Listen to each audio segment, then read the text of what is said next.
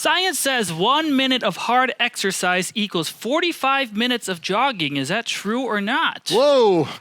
Well, we're going to find out because actually right now I'm doing 20 seconds of a hard exercise and I'm going to do a relaxing or active recovery as soon as I get the 20 seconds, which is right about now. And I'm going back to this. So this is going to relate to a study we looked at and how you can actually incorporate this into your daily exercise if it's true.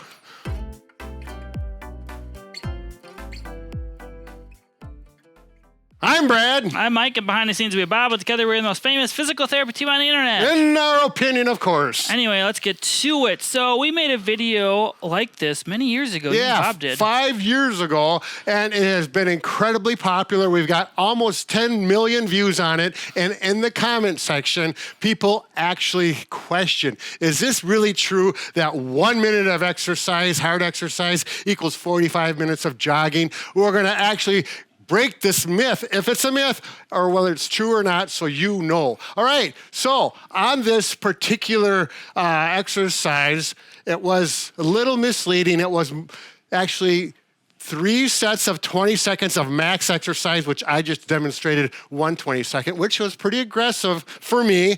And then there's 2-minute active recovery or the marching between the aggressive ones. So it was actually a 9-minute bout because there's a 2-minute warm-up, 2-minute cool down, blah, blah, blah. 9 minutes equals 45 minutes of jogging. Is that possible, Mike? Well, that's the question we're going to look at here. And to be honest, there's still a lot of debate between experts looking at different studies if it's equal. That's right. So we did some research ourselves, and we're going to tell you what we came up with. Now, Brad actually did his homework, and he found 6 research studies that supported this thesis and 6 studies that contradicted or argued to a point if this was actually true. Now, we don't want to bore you to death going through 12 different studies here, so we'll put up the study names and who performed them. You can simply type them in the Google for yourself. First, we'll do the 6 that we're supporting and 6 that we're not. Right. So actually, what are we looking at? We're looking at interval training, which is commonly known as HIIT, high intensity interval training, or HIIT. That's the way I pronounce it.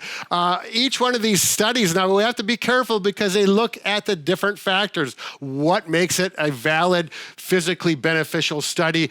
And it varies. You know, some look at body composition, some look at cardiovascular fitness, metabolic health, VO2 max, and it lists goes on. So this really can get into the weeds. So we're trying to make it for the average person who wants to look and see if they can do this so they can be efficient with their workouts if they're busy to go to work or they just don't like spending long times doing their workouts. Mike, can you follow up? I'm running out of breath. I would like to mention, so what we're talking about with HIIT training, it is known as anaerobic fitness. Ooh. So anaerobic means without oxygen. Usually this is things like Brad was doing, some type of burpees, high intensity exercises. It can also be sprinting. It can be biking as fast as you can on a bike, whatever you do. Basically, your heart rate's going to get up a lot. Your heart rate's really going to go up, and then it comes back down. The other type of exercise is called aerobic fitness with oxygen. So for some people, this is just walking, hiking, light activity. If you're a really good big runner, sometimes slow jogging,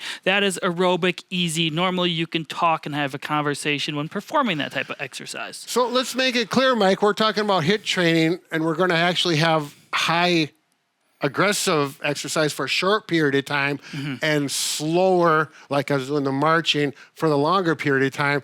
And make it clear, if you're a sedentary person and you want to do this, you're not going to do burpees because it will wear you out too quickly. It's going to be too much too soon and you'll quit.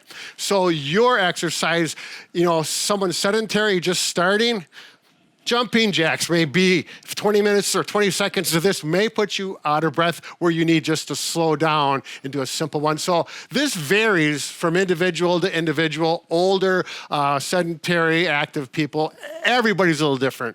So let's go on.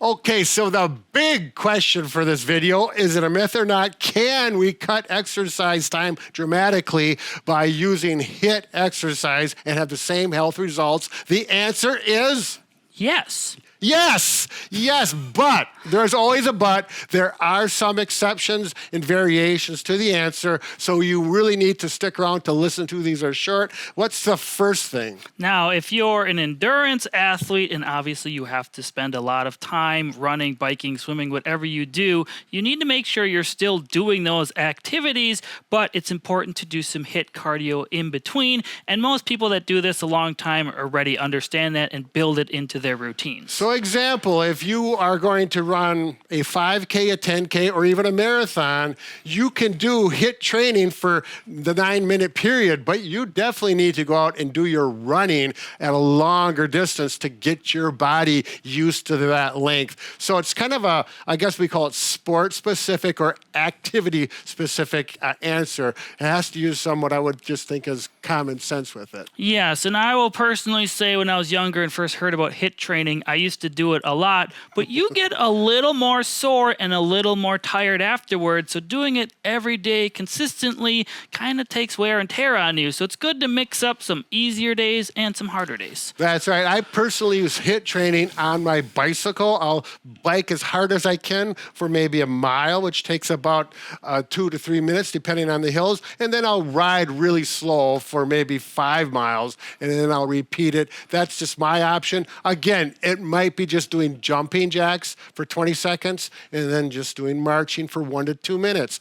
What you'll need to do is go onto YouTube and type in HIIT training specifically, and you'll find many videos on different options of how to HIIT train so it can fit it into your lifestyle. It's a great option for the active person or the person just getting into it, or in your hurry to get to work and you need to get your exercise fast. Now, if you want to check out a video like Brad was talking about, you can click the video link on the screen, a good beginner option of different things you can try. And that's featuring not the Bob and Brad. So Mike's not in there yet, but you can have to put up with Bob and I and see what happens. They'll probably be happier. Good luck and take care.